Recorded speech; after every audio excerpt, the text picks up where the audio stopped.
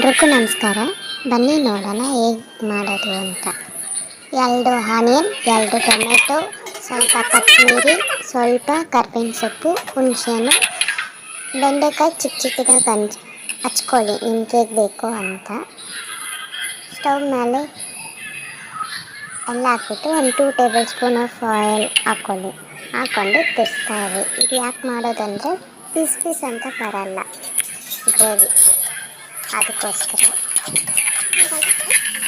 ತಿರ್ಸ್ತಾ ಇರಬೇಕಾದ್ರೆ ಇಲ್ಲಾಂದರೆ ತಂತ ಇಟ್ಕೊಳುತ್ತೆ.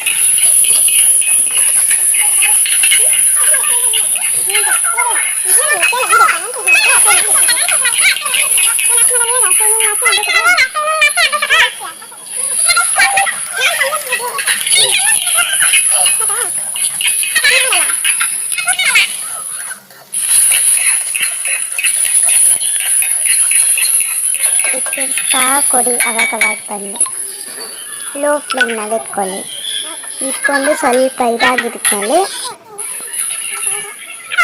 ಮಿಕ್ಸಿ ಜಾರ್ನಾಗ ಕಡಲೆಪಪ್ಪು ನಾವು ಪ್ಲೇಟ್ನಲ್ಲಿ ಇಟ್ಕೊಂಡ್ರಲ್ಲ ಅದನ್ನು ಎಲ್ಲ ಒಂಚೂರು ಹಾಕ್ಕೊಳ್ಳಿ. ಟೊಮೆಟೊ ತಿನ್ನೋದಾಗಿದ್ದರೆ ಒಬ್ಬನೇ ಹಾಕ್ಕೊಳ್ಳಿ. ಆ ಥರ ಯಾರಾದರೂ ತಿಂದಿಲ್ಲ, ಮಕ್ಕಳು ತಿನ್ನಲ್ಲ ಅಂತ ಅವರು ಮಿಕ್ಸಿ ಜಾರ್ಗೆ ಹಾಕ್ಕೊಳ್ಳಿ.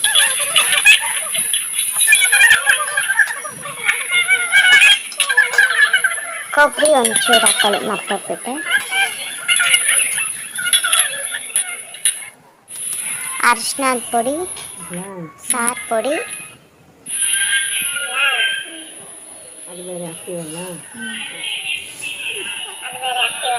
ಸಾಂಬಾರು ಪುಡಿ 2 ಟೇಬಲ್ ಸ್ಪೂನ್ ಹಾಕ್ಕೊಳ್ಳಿ. ಕೊಬ್ಬರಿ ಒಂದು ಅರ್ಧ ಚಿಕ್ಕೆ, ಒಗ್ಗರಣೆಕಾಯಿ, ಎಣ್ಣೆ, ಸಾಸಿವೆ, ಜೀರಿಗೆ, ಕರ್ಬೇವಿನ ಸೊಪ್ಪು, ನಾವು ಪ್ಲೇಟ್ನಾಗ ಆನಿಯನ್ ಇಟ್ಕೊಂಡ್ರಲ್ಲ ಅದನ್ನು ಹಾಕ್ಕೊಳ್ಬೇಕು.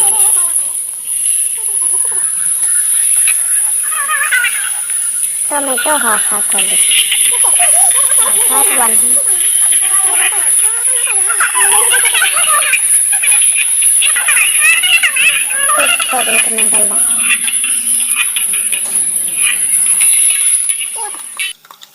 ಖಾರ ರುಬ್ಬಿರೋದನ್ನ ಹಾಕ್ಕೊಳ್ಳಿ.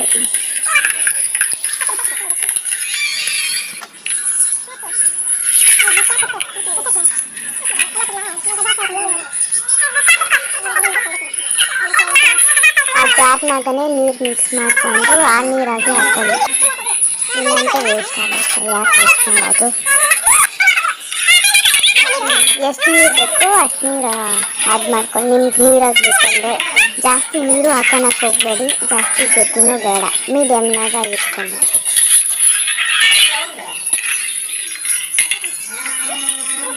ಕೊಟ್ಬಿಟ್ಟು ಆಮೇಲೆ ಸ್ಟವ್ ಚೆನ್ನಾಗೇನೋ ಇಟ್ಬೇಡಿ.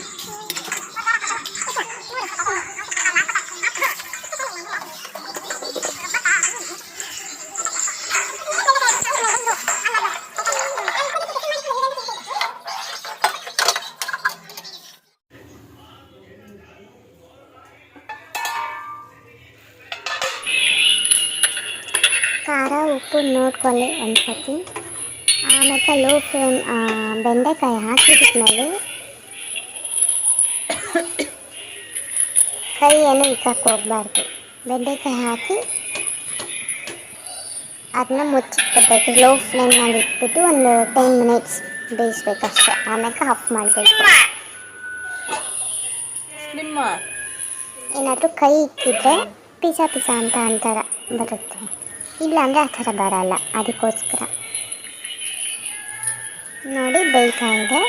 ಒಂದು 1 ಮಿನಿಟ್ ಬೇಯಬೇಕಷ್ಟೇ.